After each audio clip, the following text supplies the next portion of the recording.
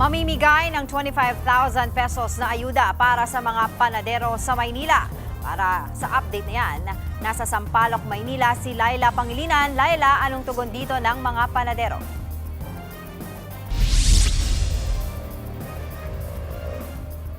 Good morning! Good morning! Angela Lalala, dito nga tayo sa isa sa mga community bakeries dito sa Sampaloc, Maynila. Well, isa sila sa mga lucky na makakatanggap ng 25,000 pesos na ayuda mula sa Manila City LGU. Mamaya na natin pag-usapan yan, ano? Pero mag-rundown muna tayo ng presyo ng kanilang mga tinapay. Kasi nagtaas ng 1 peso yung ilan sa mga kanilang tinapay. Gaya ng pandesal, dati 3 pesos yan per piece. Ngayon, 4 pesos na yan kada piraso. Pagdating naman sa Spanish bread, pandikoko, monay, ensimada, at yung star bread o yung tinatawag na putok, pati na rin yung kababayan o yung kabayan, dati ang 7 pesos, ngayon 8 pesos na yan. Siyempre, ang dahilan, yung mataas na pagkuha nila sa LPG, di ba? Noong mga nakakaraang linggo, na i-report na rin natin yan na talaga namang ang laki talaga ng tinaas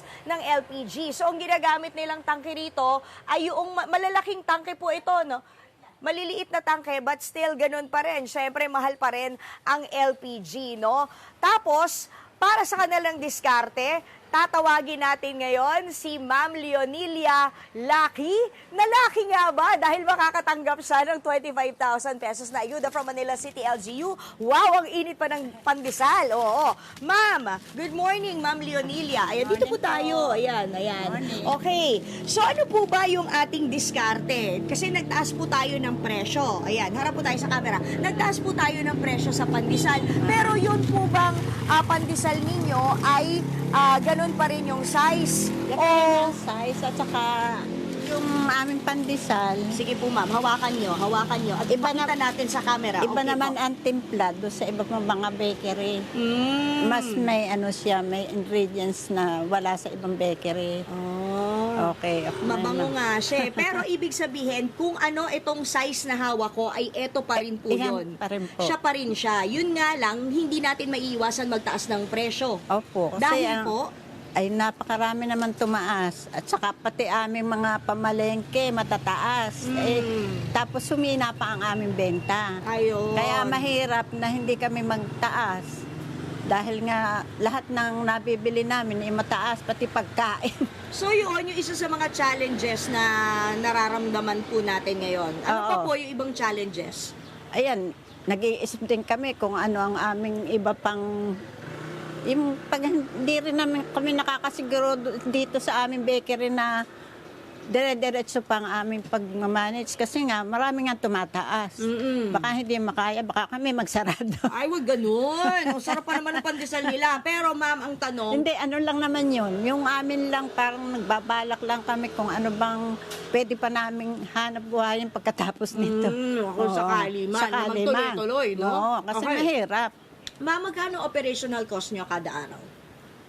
Ngayon, Ayun. ngayon na nagtaasan lahat, pati kilay tumataas. Eh, malaki na. At More saka, than 25,000 po ba?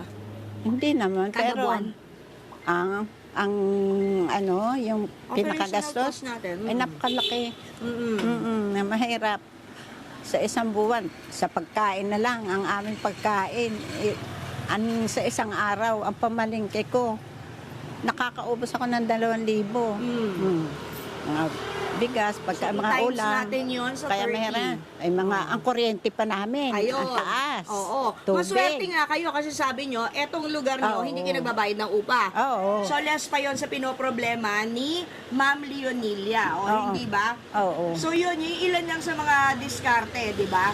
Dati, nakakailang tray kayo ng benta ng pandesal kumpara ngayon. Nung una, nung isang taon, nakakaisang sako pa kami. Okay. Ngayon, kakalhati na. Kasi nga, humina dahil nga nang tumaas na lahat, ang mga tao yata nagtitipid. Pero yung 25,000, wini-welcome po natin yon bilang ayuda. Ay, nagpapasalamat kami doon kasi yung aming lisensya dati nababayaran namin sa loob ng isang taon. Ngayon, hindi na namin mabayaran. huhulog-hulugan na.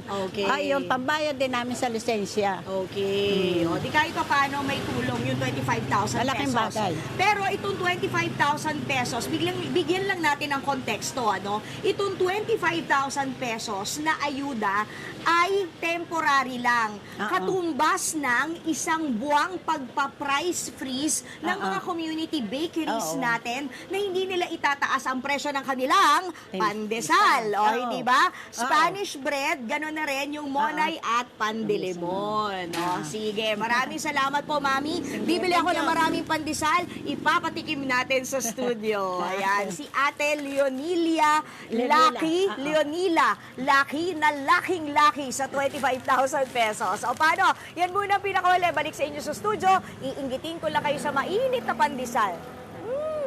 Pero makakarating sa inyo to. Oh, thank you daw, Yorme. Yorme, good morning. Malaki rin yung pandesal. Maraming salamat, Laila. Mga kapatid, Angela Lagunsad Castro po para sa komprehensibo at makabuluhang balitaan at talakayan. Mag-follow at subscribe na sa social media pages ng News 5.